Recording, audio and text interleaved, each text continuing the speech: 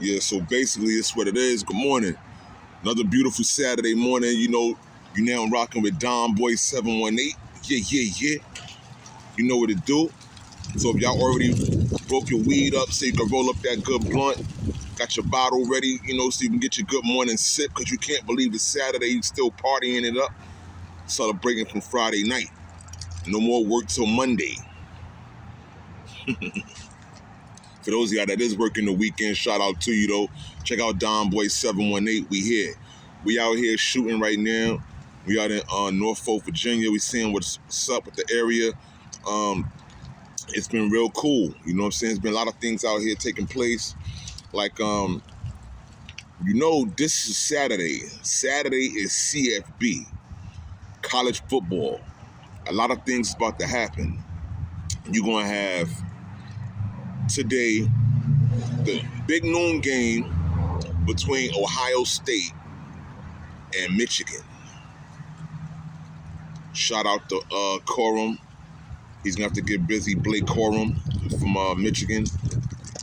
Besides the scandal, I don't mind him making it to the league because some people have to make it to the league because they deserve it. You know what I mean? And he's one of the guys that has been pounding the ground. You're going to have guys like on Ohio State, Marvin Harrison Jr. getting busy. J.J. McCarthy is going to have to pull off his best today because Ohio State is really coming for this guy.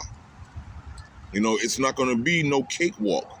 They took out Maryland the other week, but this game here against Ohio State is not going to be a cakewalk because the Ohio State players are set up and ready to do what they do. It's Buckeyes Nation. So I'm going to let y'all know now, we're going to ride out with showing love to CFB today. If you're not tuned in, if you're not already up or you had your breakfast already, and you don't know that this Saturday is a big day. It's like the end of the season for college football. If you want to support somebody, don't put your money on Syracuse. I'm a Syracuse ride or die fan, but I know better. You have the big teams like Georgia, Ohio State, Michigan, Washington, but I don't understand how you would have a team like Syracuse in a big state like New York and you have no kind of ambition to win. No kind of real ambition. This is why, fast forward to today, and they're not relevant as these teams I just mentioned to you, that's going to be making today a hell of a Saturday. A lot of great entertainment on television in the sports world. CFB, y'all. We have to see how Michigan's front line is going to line up. Let's say their defense. Defense is everything when it comes to football. Michigan State is going to have to get busy because Ohio State, the Buckeyes, they've been preparing and watching the mechanics of how this Michigan team has been performing. Especially now you have a lot going on because of the scandal with Michigan, and it's just been crazy because the Michigan staff, they have been doing a little too much when it comes to doing their job. They've been going beyond the call of duty, actually breaking protocol. And this is one of the reasons why Coach Harbaugh was suspended for a few games, because it's his staff. And being that it's his staff, he's supposed to know what's going on at all times. So then he's able to coach them during the practices, but not during the game. So you're going to have J.J. McCarthy and Blake Corum out there trying to figure things out without this man on the sidelines. But he's a heck of a coach. But being a heck of a coach isn't enough to compensate for your absence or for the liability of what took place. So who are they going to count on?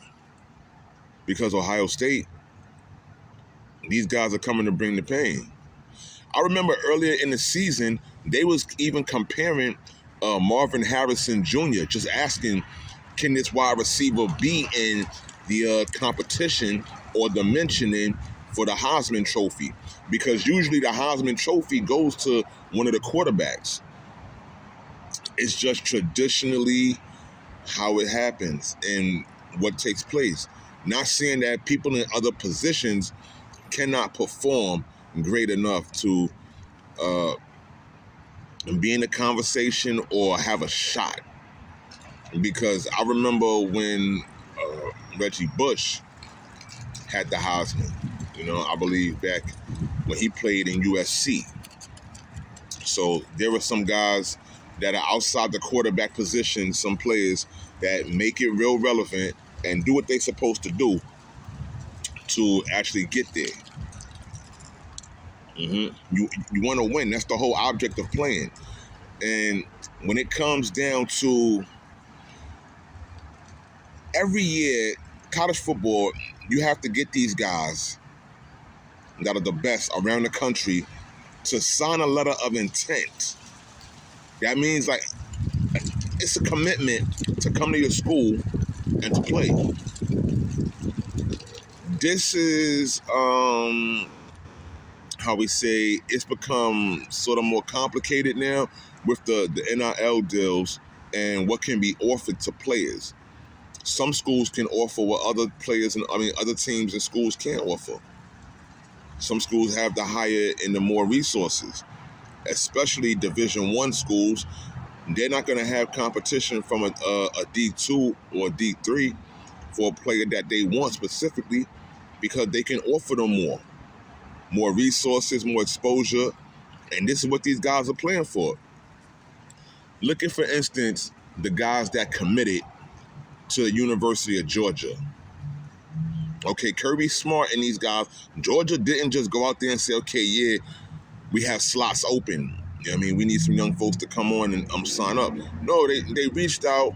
They shown what they could offer. They talked the talk about how they're going to be able to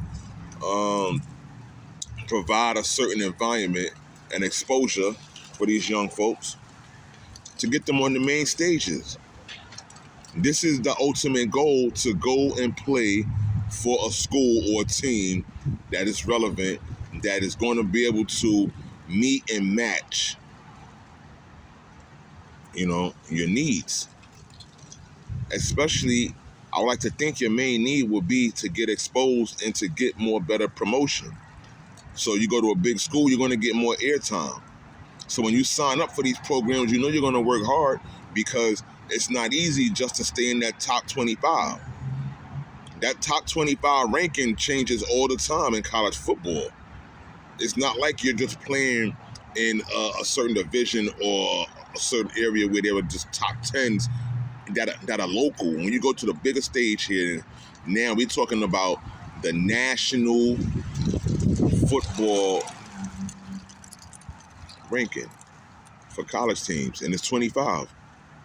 Usually the AP polls or the coaches poll, college football is a serious game. Kirby Smart, look how great this man has been to develop these teams that he's been able to coach. We'll take it to even back to the year before Georgia won, before they won these two, and then now they are going for number 3. Nick Saban and the guys with Jalen Hurts, they had a chokehold on a situation. You had guys like Justin Fields out there, doing what he do on the other teams out there in the college football league, and these guys were competitive.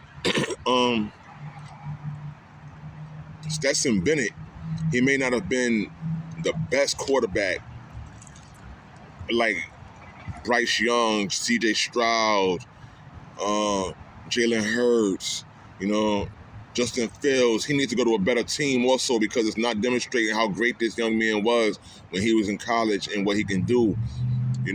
Lots of talent that's just out here now and reshaping the form of the NFL. Look at Tua Tagovailoa. Tua Tagovailoa.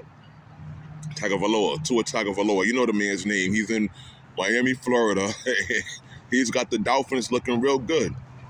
Him, Tyreek Hill, Raheem Mostert. That team is stacked down there. Jalen Waddle from the University of Georgia. Speaking of the University of Georgia. So you see Kirby Smart, he's helped build players that are going to be useful pieces and real relevant across the league, in the professional league.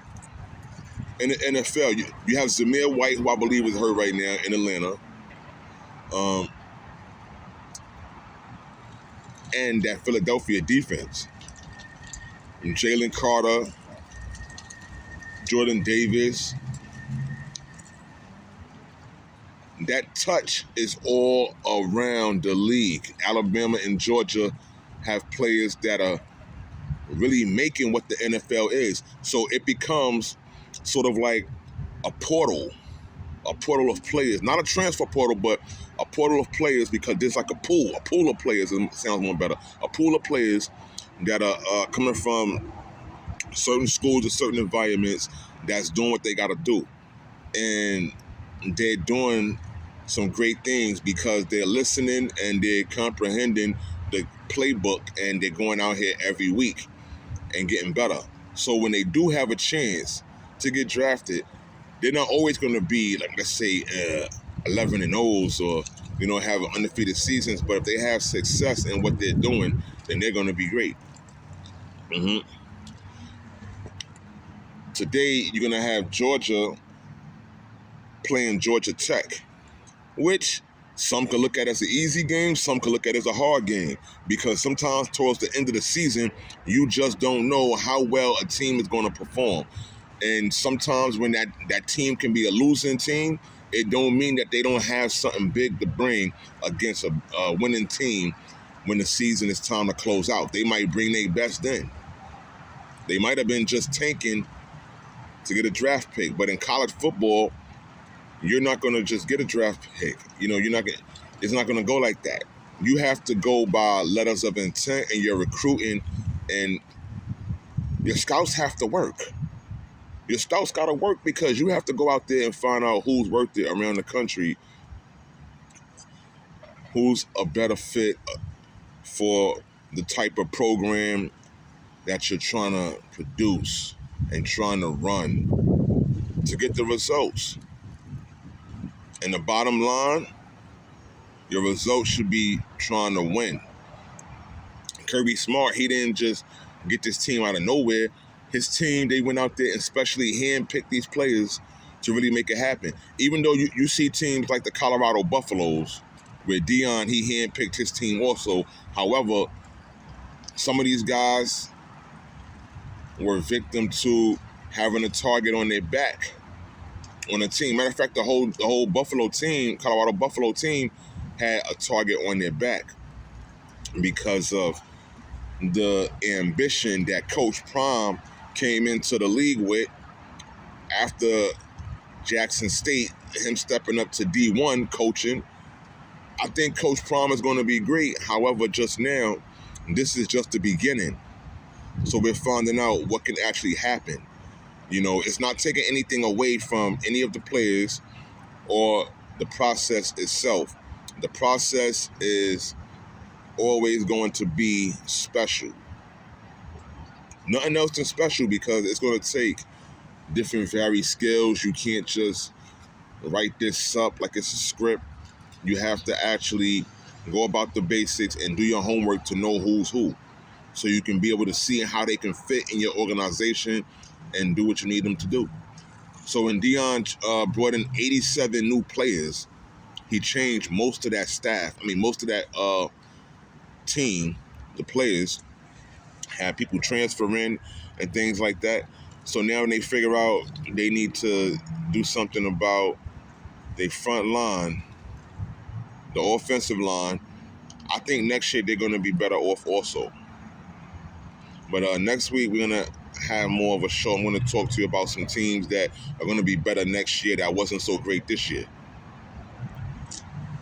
You take a school like Washington with their quarterback Phoenix. This guy, he's going to get busy. Or Penix, he's going to do what he's supposed to do because he wants to get drafted. He wants to move up. He wants to win. Even before getting drafted, it helps your value a whole lot to get to the winning platform. Jaden Daniels out in LSU, of course he would want to be better seated also. It's not as if the man is on one of these other higher ranked teams like in Ohio State, Georgia, Michigan, Washington. There are squads that are out here who are going to go far.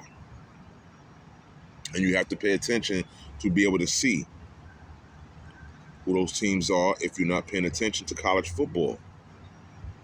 I just gave you a few names, but there are more.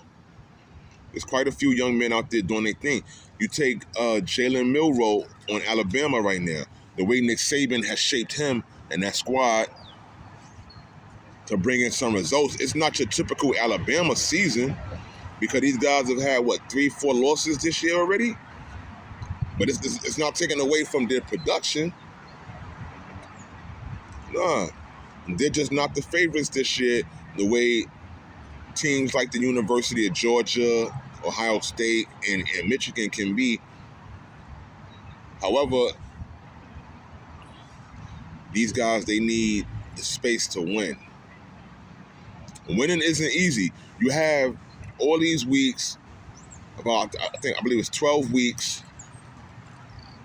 you're going to play ball leading up to the playoffs. Every year, you just know the timeline is always around Thanksgiving, right? Like right now, today is Small Business Saturday. Go out and support small businesses also, y'all. I'm sure they have some team paraphernalia or some products or things you guys might need out here, but small businesses is where it's at. Now, I'm thinking with the University of Georgia, I want them to be able to win, and that's who I'm rocking with. I'm not feeling J.J. McCarthy and Blake Corum on that team of Michigan having to go through the scrutiny of their coach's liability of not paying more attention to the team that you're responsible for. So if these guys are getting caught up for tactics like the Patriots are on a professional level, but these guys are in college, you're cheating these young men early, why would you do that? So I just want to make known the CFB National Championship this year, it's going to be a tough one. Because Michigan, these guys in the big house, they are quite a problem. These guys, they built up. They have some pieces. You can't forget about Bo Nix and Oregon also being 11-1. Shout out to my boy Troy Franklin. I think he's definitely going to be one of the guys that make it to the NFL. Also, he's league ready. So you have to worry about squads that have teams that can do things. Because Bo Nix and his team, they're better this year than they was last year. So this gives them sort of an edge because they know what it's like to lose. So now they want to try to taste what victory feels like. They want to see what that savory taste is that's simmering in the air. But I think Georgia's the home of that cooking. Georgia's the home of that home cooking right now. And some pretty good southern food going on over there. I don't know about the food in Oregon, but those players, I don't know, they must be nutritious somehow because they're 11-1. Then you take a team like the Washington Panthers and you say, all right, well, what's going to happen with Phoenix? This is the time now. There are some games on today. This is a beautiful Saturday. This is Small Business Saturday, as I told you before. Before y'all go out and go shopping, be prepared for 12 noon, Ohio State and Michigan. Big noon. That's why they call it Big Noon, because it's big game. It's not just 12 o'clock. It's not just the afternoon. It's big noon, all right? Get your drinks, get your smokes, get your good food ready, get your comfortable company that you want to be around when you're going to watch these beautiful games, because you don't want to be in an environment that's corny. And them folks, they ain't as excited about life as you when you celebrating your team, or you just patronizing the sport of college football. This is Don Boy 718 showing love to y'all straight out of Virginia today for the weekend. You know, shout out to Biggie right there from the home of the king, you know. Tell your friends, check us out. Check out our online love, our online shows, and get those reviews up. Send us some stars too on Facebook and all this. You know, help us grow, because we doing all this for y'all too at the same time. Without y'all, it ain't no Don Boy 718. DONBOY 718 in your neighborhood. Peace, love, and respect. And remember to hit us up on social media platforms from Instagram, Facebook, TikTok, YouTube. All right? Blessings and love.